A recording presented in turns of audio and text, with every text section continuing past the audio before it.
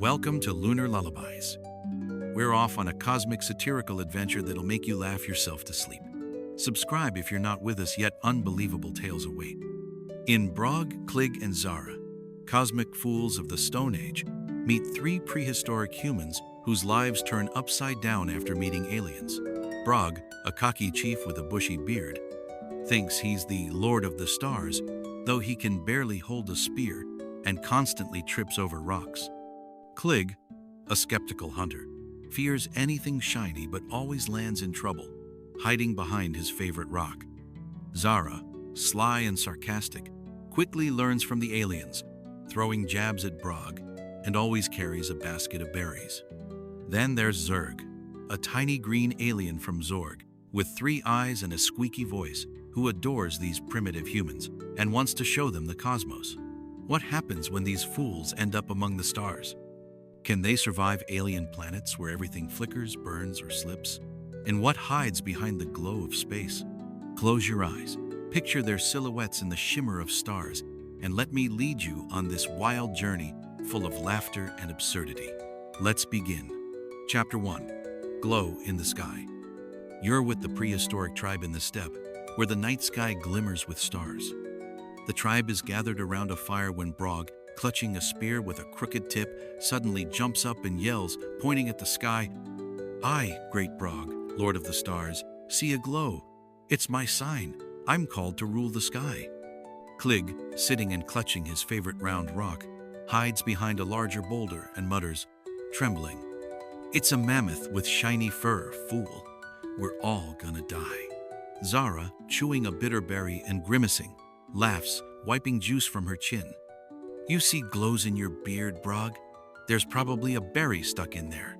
Suddenly, with a deafening whoosh, a glowing metal disc, painted in green and blue stripes, falls from the sky. It lands nearby, kicking up a cloud of dust, and out steps Zurg, a tiny green alien with 3 blinking eyes and spinning antennae.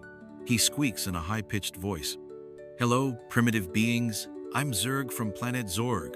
I saw you from space and want to be friends. You're so funny." The tribe freezes, and Brog, raising his spear, shouts, puffing out his chest, "I'll kill this green mammoth. I'm the chief, and no one shines brighter than me." Zurg, unmoving, blinks his 3 eyes, and Brog's spear suddenly vanishes in a flash of light. Brog, losing balance, falls on his back, yelling, "He stole my weapon. It's a sorcerer." Klig, peeking from behind the boulder, whispers, trembling harder, "It's a rock spirit. It's come for us. We're doomed." Zara, tossing her berry aside, steps toward Zurg, eyeing his shiny suit, and asks, smirking slyly, "Can you give me a shiny rock? I like how it glows." Zurg, laughing in his squeaky voice, replies, "I can give you something better, a journey. Come to my ship, and I'll show you the stars. You'll be my friends." Brog, still on the ground, gets up, wiping dirt from his beard, and grumbles, "I'm the Lord of Stars. I'll go first. It's my duty." He struts toward the ship but trips over a rock and falls right into the ship's door. Zurg squeaks, hopping with joy, "You're so funny. This'll be fun." Klig, dragged by Zara, screams, clutching his rock, "I don't want to be a star. I want to hunt mammoths." Zara laughs, pushing him forward. "You're already a star of stupidity, Klig. Let's go see shiny rocks." They board the ship, which glows with neon lights and hums inside. Zurg, sitting at the controls, squeaks, "First stop planet Flux. The gels live there. They love dancing. Hold on tight." The ship jolts into the sky, and Brog, gripping the wall, yells, "I'm flying. I'm a true Lord of Stars." Klig, nauseous, mutters, collapsing on the floor, "I hate stars." Zara, looking out the window at twinkling stars, whispers, "This is better than berries." The ship rockets into space, and the 3 fools' adventure begins. Chapter 2. Planet Flux. The ship lands with a hum on planet Flux, where the ground is gelatinous and shimmers like liquid glass. Brog jumps out first, puffing out his chest, and yells, "I'll conquer this planet. I, Brog, Lord of Stars, will rule the slime."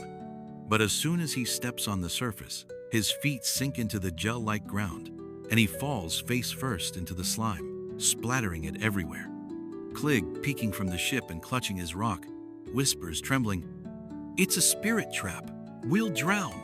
Zara, stepping out carefully, laughs. "It's just slime, fools.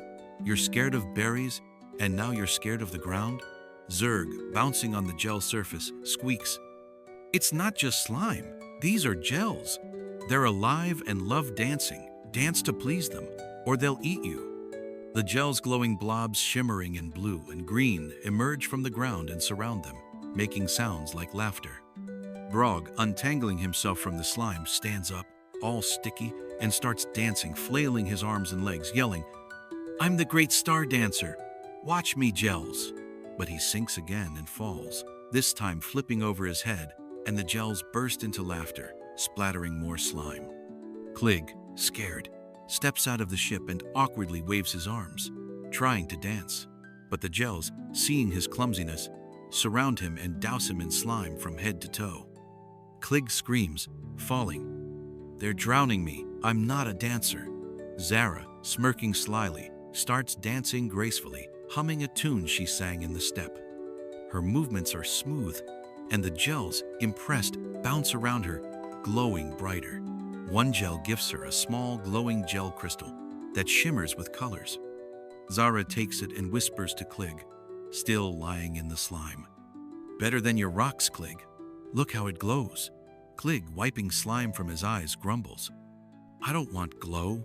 I want mammoths." Brog, still trying to dance, sinks deeper and yells, "I'm the Lord of Gels. They love me." But the gels, laughing, douse him with another wave of slime, and he falls, sliding across the ground like a turtle. Zurg, hopping with joy, squeaks, "You're so funny. The gels adore you. But we gotta stop, Planet Quant." Everything jumps there.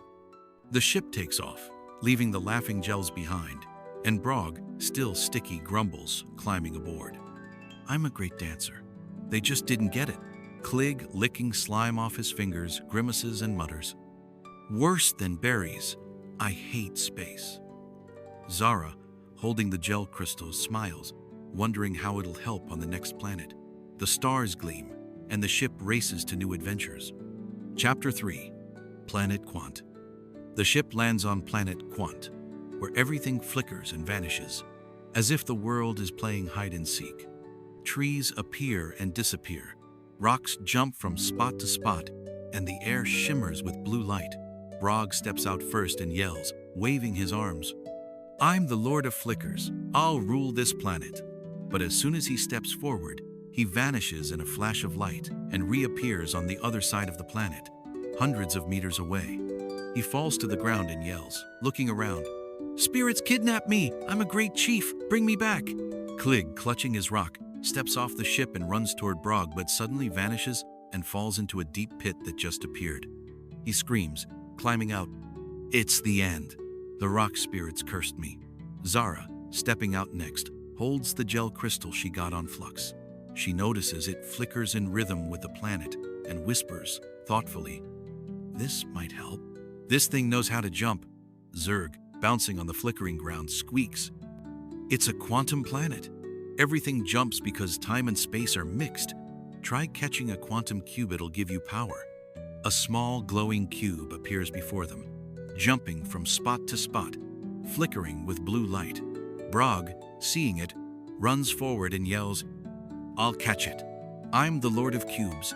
But as soon as he grabs the cube, it vanishes, and Brog falls face first into flickering grass that disappears under him. He yells, rolling on the ground, "I caught it! Where is it? These spirits are tricking me."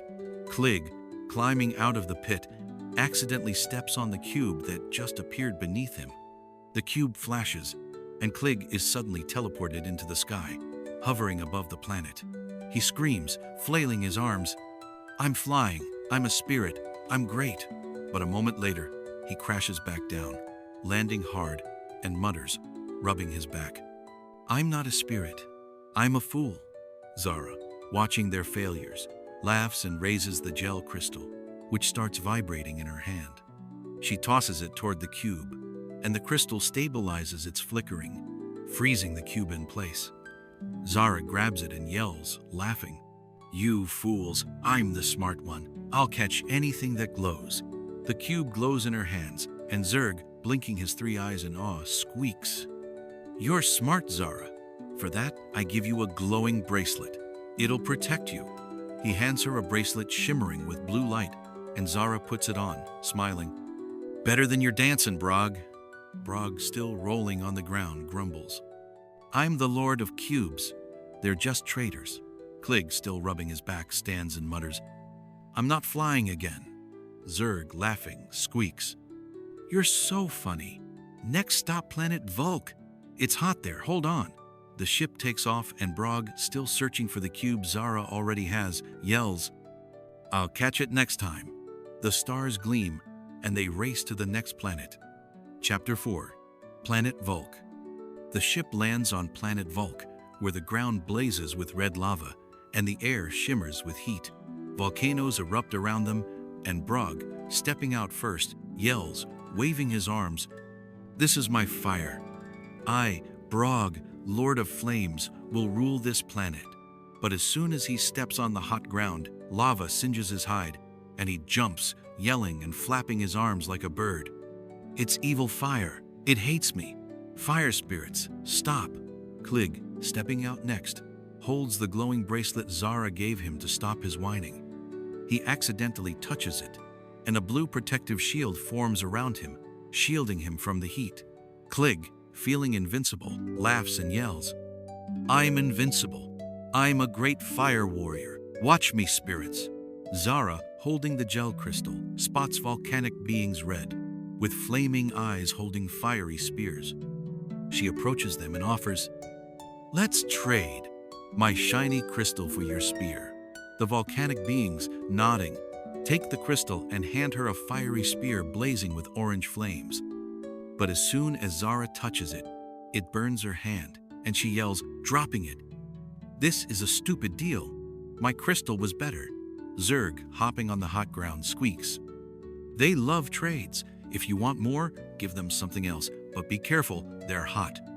Brog, still jumping from the pain, grabs his favorite rock from his hide and throws it at the volcanic beings, yelling, Here's a rock, give me fire. But the beings, laughing, throw the rock back with such force that it hits Klig square in the head. The shield doesn't protect from the impact, and Klig falls, rubbing his forehead, muttering, I'm not invincible, I'm a fool.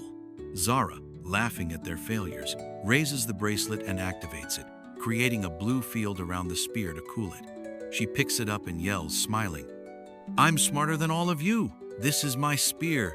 The volcanic beings, impressed, clap their hands, sending out small sparks, and Zerg squeaks, Good job, Zara. You're funny but clever. Next stop, planet Iceox. It's cold there. Get ready. The ship takes off, leaving Volk behind, and Brog, licking his burnt fingers, grumbles, I'm still the Lord of Fire. They just didn't get it. Klig, rubbing the bump on his head, whispers, I hate trades. Zara, holding the fiery spear, smiles, thinking how it'll help on the next planet. The stars gleam, and they fly onward. Chapter 5. Planet Iceox. The ship lands on planet Iceox, where everything's covered in a thick layer of ice, and the air is so cold that breath freezes. Snow falls in huge flakes, and Brog, stepping out first with the fiery spear, yells, I'll melt this planet. I, Brog, Lord of Stars, fear no cold. But as soon as he steps on the ice, he slips and falls, and the fiery spear fizzles out from the frost, leaving just a puff of smoke. Brog, lying on his back, grumbles, shivering. It's evil ice. It killed my fire. Ice spirits, I'll punish you. Klig, stepping out next and rubbing the bump on his head, slips and falls right onto an icy being that looks like a snowball with eyes. The being laughs in a deep voice. You're funny, little fool. Dance with us. Zara, wearing the glowing bracelet, activates it, and a heat field forms around her, protecting her from the cold. She gracefully dances with the icy beings, who clap their hands, and one gives her an icy helmet that shines like a diamond. Zara, putting it on, whispers to Brog, still on the ice. Better than your hides, Brog. Look how it shines. Zerg, sliding on the ice, squeaks. The icy beings love circuses. Show a trick, and they'll love you. But be careful, it's slippery. Brog, hearing about a circus, jumps up and yells, "I'm a great juggler. I'll show them who's chief." He grabs a few icy rocks and tries to juggle, but they slip from his hands and fall on him, knocking him down. Brog yells, sliding on the ice, "I'm a great juggler. These rocks are traitors." Klig, trying to stand, slips again and falls into an icy pit that suddenly opened beneath him. He screams, flailing his arms, "I'm not a circus act. I'm a hunter. Save me." The icy beings, watching their failures, laugh, their laughter sounding like ringing crystal. Zara, laughing, walks to the pit and uses the bracelet to melt the ice around Klig, pulling him out. She yells, smiling, "You're not a hunter, Klig, you're a clown." Klig, shivering from the cold, grumbles, "I hate circuses." Zerg, watching in awe, squeaks, "You're funny as always." The icy beings adore you. Next stop, Planet Zoom. Speed decides everything there. The ship takes off, leaving Icyox behind, and Brog, still holding the fizzled spear, grumbles, "I'll melt them next time." Zara, admiring the icy helmet, smiles, thinking of new adventures. Chapter 6. Planet Zoom. The ship lands on Planet Zoom, where giant five-legged beasts with fluffy tails race at insane speeds on muddy tracks. The air is filled with roars and clouds of dust. Zerg, stepping out first, squeaks, "This is Planet Zoom. Everyone loves racing here. The winner gets a Zoom crystal. It grants speed. Mount the beasts and race." Brog, seeing the beasts, yells, mounting the largest one with green fur, "I'm the Lord of Speed. I'll win this race." But as soon as he mounts, the beast throws him off, and Brog lands in the mud, splattering it everywhere. He yells, climbing out, "You traitor! I'm the chief, and you threw me." Klig, wearing the icy helmet he took from Zara, timidly mounts the fastest beast with blue fur. But the beast, sensing his fear, races in the wrong direction, and Klig screams, clinging to its tail, "I'm flying backward. I'm not a racer. Help!" Zara, holding the fiery spear, mounts a beast with red fur and smirks slyly. She lights the spear's tip and touches the beast's tail, yelling, "Run, fool!" The beast, feeling the heat, bolts forward at a frantic speed, overtaking everyone. Zara crosses the finish line first, and the Zoom beings, looking like tiny, fluffy balls, clap their hands, giving her a glowing Zoom crystal pulsing with green light. Zara, holding the crystal, yells, laughing, "I'm the Queen of Speed. You fools lost." Brog, still in the mud, climbs out all dirty and grumbles, "I'm the Lord of Falls. This beast didn't get me." Klig, finally thrown off by his beast, lands in a puddle and mutters, removing the helmet, "I'm not racing again. I hate speed." The Zoom beings, laughing at their failures, bounce around, and Zerg squeaks, "You're the funniest racers I've seen." Zara, "Great job. Next stop, Planet Echo. Everything repeats there. Get ready." The ship takes off, and Brog, still wiping mud from his beard, yells, "I'll win the next race." Zara, admiring the Zoom crystal, smiles, thinking how it'll help next. Chapter 7. Planet Echo. The ship lands on Planet Echo, where rocky canyons are covered in crystals that reflect every sound. Anything you say echoes dozens of times. Brog steps out first and yells, raising his arms, "I'm the Lord of Stars. I'm the greatest." The echo reverberates from all sides, twisting his words. "Fool of stars, fool of stars, fool of stars." Brog, furious, looks around and yells, "Who's calling me that? I'm a chief, not a fool." The echo again, "Fool, fool, fool." Brog, even angrier, grabs a rock and throws it into the canyon, but the rock bounces off the crystals and hits him in the leg. He yells, hopping, "It's evil spirits, they hate me." Klig, stepping out next and holding the Zoom crystal he took from Zara, whispers, trembling, "I'm scared. I don't want to be here." The echo booms, "Fool is scared. Fool is scared. Fool is scared." Klig, hearing this, hides behind a rock and mutters, "I'm not a fool.